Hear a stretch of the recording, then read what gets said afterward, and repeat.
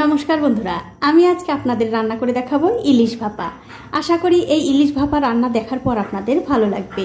তো ইলিশ ভাপা রান্না করার জন্য দেখতে পাচ্ছেন এখানে আমি 4 পিস ইলিশ মাছ ধুয়ে পরিষ্কার করে নিয়েছি।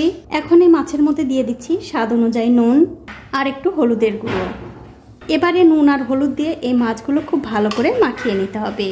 আর আমার এই ছোট্ট চ্যানেলটি যারা সাবস্ক্রাইব করেছেন তাদেরকে অনেক ধন্যবাদ, আর যারা সাবস্ক্রাইব করেননি তাদেরকে সাবস্ক্রাইব করে নেওয়ার অনুরোধ রইল।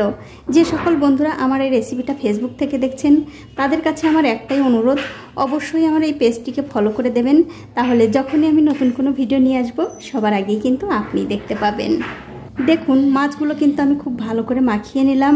এখন এগুলো এক সাইডে রেখে দিচ্ছি। এখন একটা মিক্সিং জারে দিয়ে দিচ্ছি কিছু কাজু বাদাম, তারপর দিয়ে দিচ্ছি 3-4 চামচ মতো সাদা সর্ষে, সামান্য একটু নুন আর 3টে কাঁচা লঙ্কা। এবারে এর মধ্যে পরিমাণ মতো জল দিয়ে খুব সুন্দর করে মিক্সিতে বেটে নিতে হবে। দেখুন সর্ষে কিন্তু আমি খুব ভালো করে বেটে নিয়েছি। এখন এই সর্ষে বাটা আমি একটা টিফিন বক্সের মধ্যে দিয়ে দিলাম, আর মিক্সির বাটিটা ধুয়ে একটু জলও দিয়ে দিচ্ছি। এখন এর মধ্যে দিয়ে দিচ্ছি স্বাদ অনুযায়ী নুন, সামান্য একটু হলুদের গুঁড়ো, দিয়ে দিলাম 1/2 চামচ কাশ্মীরি লঙ্কার গুঁড়ো। এবারে সব কিছু এই সর্ষে বাটার সঙ্গে একটু মিশিয়ে নিতে হবে। দেখুন সব কিছু কিন্তু সর্ষে বাটার সঙ্গে খুব ভালো করে মিশিয়ে নিয়েছি। এখন আমি এর মধ্যে দিয়ে দেব আগে থেকে নুন হলুদ দিয়ে মাখিয়ে রাখা সেই মাছ।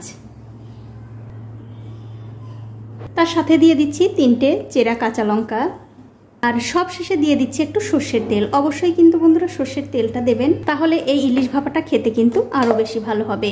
এবারে সব কিছু আবারও একটু ভালো করে মিশিয়ে দিতে হবে। দেখুন সব কিছু কিন্তু আবারও ভালো করে মিশিয়ে দিলাম। এবারে টিফিন বক্সের ঢাকাটা বন্ধ করে এখন আমি ইলিশ ভাপাটা করে নেব। তার জন্য দেখতে পাচ্ছেন একটা কড়াইতে আমি জল গরম করতে দিয়েছি। জলটা কিন্তু গরম হয়ে গেছে, তার মধ্যে দিয়ে দিলাম এরকম একটা হাঁড়ি স্ট্যান্ড। এবারে এই বাটিটা খুব সাবধানে এই স্ট্যান্ডের উপরে বসিয়ে দিতে হবে। তবে বন্ধুরা জলটা কিন্তু খুব একটা বেশি দেওয়া যাবে না, জলটা যাতে কোনো রকমে এই টিফিন বক্সের সামান্য একটু ডুবে থাকে সেরকম করে কিন্তু জলটা দিতে হবে। বেশি জল দিলে কিন্তু জলটা যখন ফুটবে তখন কিন্তু এই টিফিন বক্সের মধ্যে ঢুকে যেতে পারে। তার জন্য পরিমাণ মতো জল দিয়ে একটা ঢাকা দিয়ে 20 মিনিট ভাপিয়ে নিতে হবে। 20 মিনিট পর আমি গ্যাসের ফ্লেমটা বন্ধ করে দিলাম। তারপরে এই ঢাকাটা খুলে নিয়ে এই বাটিটা খুব সাবধানে তুলে একটুখানি ঠান্ডা করে তারপরে আপনাদের দেখাচ্ছি।